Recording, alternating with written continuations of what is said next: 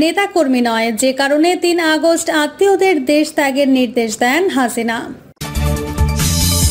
জানাবো শাপলা গণহত্যায় সংসদে শেখ হাসিনার উপহাস। এবং সর্বশেষ জানাবো যে ২ বিষয়ে বিএনপি একমত হলেই ফেব্রুয়ারিতে নির্বাচন। এতক্ষণ শুনছিলেন সংবাদ শিরোনাম, এবার বিস্তারিত। নেতাকর্মী নয়, যে কারণে ৩ আগস্ট আত্মীয়দের দেশ ত্যাগের নির্দেশ দেন শেখ হাসিনা। ৩ আগস্ট দেশের রাজনীতি যখন অনিশ্চয়তার মধ্যে দুলছে, তখন দলীয় নেতাকর্মীদের নয়, বরং নিজের আত্মীয়দের উদ্দেশ্যে সরাসরি দেশ ছাড়ার নির্দেশ পাঠান তৎকালীন প্রধানমন্ত্রী শেখ হাসিনা। ঘটনার দিন তিনি নিজের মোবাইল ফোন থেকে একটি ছোট বার্তা পাঠান, নো ওয়ান টু হিয়ার। এই ৪ শব্দেই তিনি স্বজনদের বুঝিয়ে দেন অবস্থা কতটা ভয়াবহ। এই মেসেজের প্রেক্ষিতে শেখ হাসিনার এক আত্মীয়, যিনি বর্তমানে অস্ট্রেলিয়ায় অবস্থান করছেন, এক নাম প্রকাশে অনিচ্ছুক সাংবাদিককে জানান, ভোরে ঘুম ভাঙতে দেখি হোয়াটসঅ্যাপে বার্তা। বার্তাটির অর্থ বুঝতে অসুবিধা হয়নি, তৎক্ষণাৎ সিদ্ধান্ত নেই দেশ ছাড়ার। জানা গেছে ৩ আগস্ট রাতেই শেখ হাসিনা তার ঘনিষ্ঠ আত্মীয়দের উদ্দেশ্যে একই ধরনের বার্তা পাঠান। পরদিন ৪ আগস্ট কারফিউ চলাকালেই এই আত্মীয় পরিবার সহ দেশ ত্যাগ করে অস্ট্রেলিয়া পাড়ি জমান। এই আত্মীয় আরও জানান, শুধুমাত্র শেখ মুজিবের বংশধর ও ঘনিষ্ঠ স্বজনদেরই এমন বার্তা দেওয়া হয়। আওয়ামী লীগের কোনো নেতা বা মন্ত্রীদের শেখ হাসিনা দেশ ছাড়ার বিষয়ে কিছু বলেননি। ৫ আগস্ট দুপুরে অধিকাংশ আত্মীয় নিরাপদে বিদেশে পৌঁছালে শেখ হাসিনা ছোট বোন শেখ রেহানাকে সঙ্গে নিয়ে ভারত চলে যান। তিনি বর্তমানে দিল্লিতে অবস্থান করছেন এবং শেখ রেহানা লন্ডনে। রেহানার ছেলেমেয়েরা আগেই লন্ডনে ছিলেন। এদিকে সরকার পতনের পর আওয়ামী লীগের অনেক শীর্ষ নেতা গ্রেপ্তার হলেও শেখ হাসিনা পরিবারের অধিকাংশ সদস্য নিরাপদে বিদেশে চলে যেতে সক্ষম হন। যুক্তরাষ্ট্র, যুক্তরাজ্য, কানাডা, সিঙ্গাপুর এবং অস্ট্রেলিয়ায় ছিল তাদের গন্তব্য। তবে এক ব্যতিক্রম হিসেবে বঙ্গবন্ধুর পরিবারের সদস্য সারনিয়াবাদ মঈনুদ্দিন আবদুল্লাহ গ্রেপ্তার হন গত বছরের অক্টোবর মাসে। তিনি শেখ হাসিনার ফুফাতো ভাই এবং সাবেক চিফ হুইপ আবুল হাসনাত আবদুল্লাহর পুত্র। এই আত্মীয় আরও দাবি করেন, ৩ আগস্ট বিকেলে শেখ হাসিনা বুঝতে পারেন তার সরকার টিকবে না। তিনি নিজেই স্বজনদের বলেন, পরিস্থিতি ভালো নয়, জীবন বাঁচাতে হলে এখনই দেশ ছাড়তে হবে। তৎকালীন ঢাকা দক্ষিণের মেয়র ব্যারিস্টার শেখ ফজলে নূর তাপস সেদিনই সিঙ্গাপুর থেকে দেশে ফিরলেও বিমানবন্দরে শেখ হাসিনার মৌখিক বার্তা পেয়ে আবার সিঙ্গাপুরে ফিরে যান। সেদিনই শেখ হাসিনা জাতীয় নিরাপত্তা কমিটির সঙ্গে জরুরি বৈঠক করেন। সেনাবাহিনী প্রধানরা তাকে পরিস্থিতির ভয়াবহতা বোঝান এবং জানিয়ে দেন, ছাত্র জনতার আন্দোলনের বিরুদ্ধে গিয়ে বাহিনী কাজ করতে পারবে না। এরপরেই প্রধানমন্ত্রী নিশ্চিত হন। পরিস্থিতি নিয়ন্ত্রণের বাইরে শেষ পর্যন্ত দলীয় নেতাকর্মীদের ভাগ্য অনিশ্চিত রেখে নিজের আত্মীয়দের দেশ ছাড়ার নির্দেশ দিয়ে নিজেও দেশ ত্যাগ করেন। অস্ট্রেলিয়া থাকা তার ঘনিষ্ঠ আত্মীয়দের ভাষ্যমতে শেখ হাসিনা হয়তো ৭৫-এর ১৫ আগস্টের পুনরাবৃত্তি আশঙ্কা করেছিলেন, তাই জীবনের নিরাপত্তার কথা ভেবেই এই সিদ্ধান্ত। শাপলা গণহত্যায় সংসদে শেখ হাসিনার উপহাস। শাপলা চত্বর গণহত্যার পর সংসদে দাঁড়িয়ে শেখ হাসিনা উপহাস করে বলেছিলেন, শাপলা চত্বরে হেফাজতিরা গায়ে লাল রং লাগিয়ে রাস্তায় পড়েছিল, পুলিশ ডাক দিলেই উঠে দিত দৌড়, লাশ দৌড় দেয় আর কি। সেদিন এভাবেই তিনি নৃশংস এই গণহত্যার বিষয়টি পাশ কাটিয়ে যান। অথচ শত শত হেফাজত নেতাকর্মী গুলিতে হত্যার শিকার হন, কাতরাচ্ছিলেন আহত হয়ে। জঙ্গলের হিংস্র জীব জানোয়ারের প্রতিও দয়া দেখানো হয়, কিন্তু সেদিন অসহায় নির্যাতিত মানুষগুলোর প্রতি কোনো ধরনের সহানুভূতি দেখানো হয়নি। রাতের আধারে বাতি বন্ধ করে হাজার রাউন্ড গুলি এবং সাউন্ড গ্রেনেড ছুড়ে ২০১৩ সালের ৫ মে রাতে যে নারকীয় ঘটনা ঘটানো হয়েছিল, সেটা ইতিহাসের এক কালো অধ্যায় হয়ে থাকবে। সেই রাতে সরকারের লেলিয়ে দেওয়া বাহিনী যেভাবে নিরস্ত্র জনতার ওপর হামলে পড়েছিল, এর নজির দেশের ইতিহাসে খুব একটা নেই। ফ্যাসিস্ট এবং স্বৈরাচারী আওয়ামী লীগ সরকারের শীর্ষ অপকর্মগুলোর একটি শাপলা হত্যাকাণ্ড। অন্যান্য অপকর্মের মতোই শাপলা হত্যাকাণ্ডের মাস্টারমাইন্ডও শেখ হাসিনা। মূলত তার নির্দেশে নিরীহ এবং নিরস্ত্র আলেম ওলামার ওপর ঝাঁপিয়ে পড়েছিল তার লেলিয়ে দেওয়া বাহিনী। শাপলা চত্বরে কতজন নিহত হয়েছেন সেই সংখ্যা নিয়ে বিতর্ক আছে। এক যুগ পর হেফাজতে ইসলাম শহীদদের প্রাথমিক খসড়া তালিকা প্রকাশ করেছে। সেখানে সংগঠনটি উল্লেখ করেছে তারা প্রাথমিকভাবে 93 জনের নাম ঠিকানা পেয়েছেন। এই প্রক্রিয়া চলমান, সংখ্যাটি আরও বাড়বে।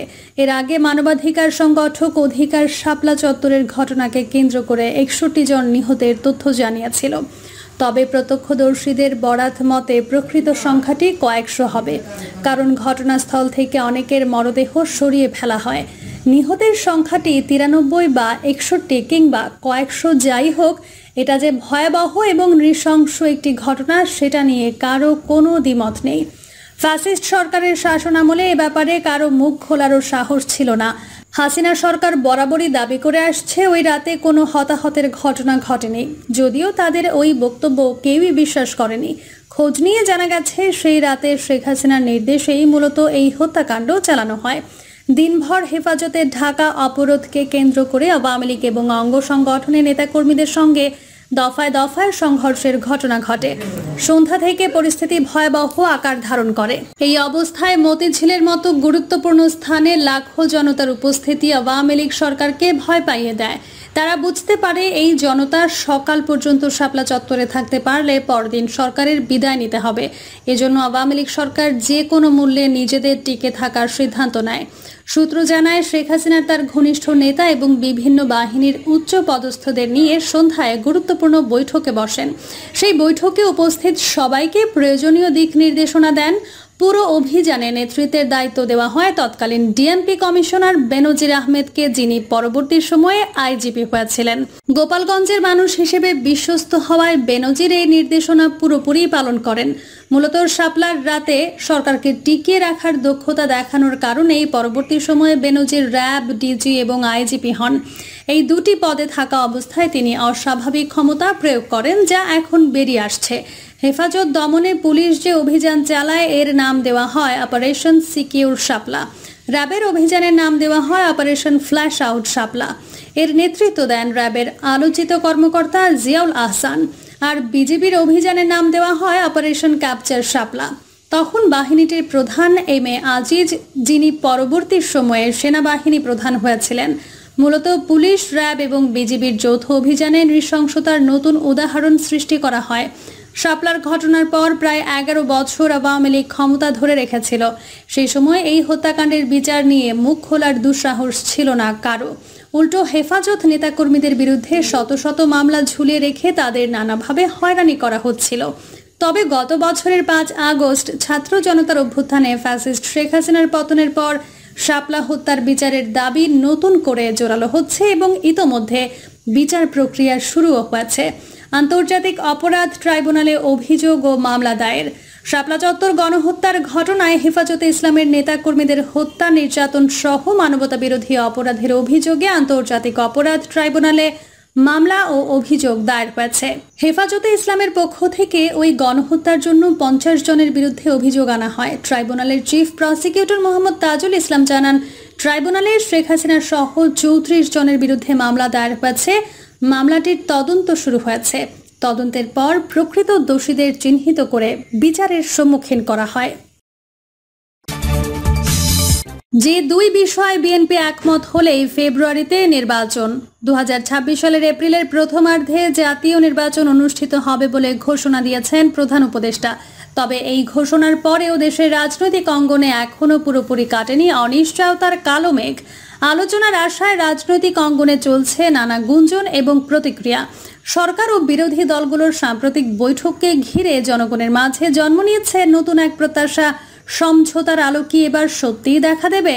প্রধানমন্ত্রী এবং বিএনপির শীর্ষ নেতার সামনাসামনি সংলাপকে ইতিবাচকভাবে দেখছেন অনেকেই। দলটির কেন্দ্র থেকে তৃণমূল পর্যন্ত নেতাকর্মীদের আশা, এবার হয়তো একটি সমঝোতামূলক পথের দিকেই এগোবে রাজনীতি। অনেকে বলছেন এই বৈঠক শুধু রাজনৈতিক আলোচনা নয়, বরং গণতন্ত্র, আস্থা এবং সম্মানের প্রশ্নও জড়িত। একটি সবার অংশগ্রহণমূলক উৎসবমুখর নির্বাচনের প্রত্যাশা তৈরি হয়েছে মানুষের মনে। এদিকে এবি পার্টির চেয়ারম্যান মুজিবুর রহমান মঞ্জু বলেন, বৈঠকে যাই আলোচনা হোক না কেন, রাষ্ট্র পরিচালনার দুটি গুরুত্বপূর্ণ বিষয়ে বিএনপি সরকারকে সহযোগিতা করলে আগামী ফেব্রুয়ারিতে নির্বাচন হওয়ার সম্ভাবনা তৈরি হতে পারে। বিশ্লেষকদের মতে এই দুই বিষয়ে যদি সমঝোতা হয় তবে তা হবে এক ঐতিহাসিক অগ্রগতি। প্রথমটি হলো রাষ্ট্রপতির বিষয় এবং দ্বিতীয়টি আইন শৃঙ্খলা পরিস্থিতি। এই দুই ইস্যুতে যদি বিএনপি প্রধান উপদেষ্টাকে নীতিগত বা পরোক্ষভাবে সমর্থন করে তাহলে তিনি ফেব্রুয়ারিতে নির্বাচন দিতে আগ্রহী হতে পারেন।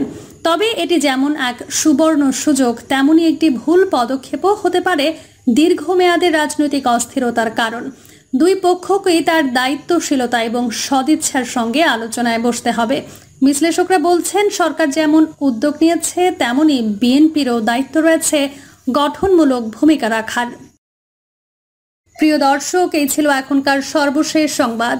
আপডেট সব সংবাদ পেতে চ্যানেলটি সাবস্ক্রাইব করে বেল আইকনটি ক্লিক করে রাখুন।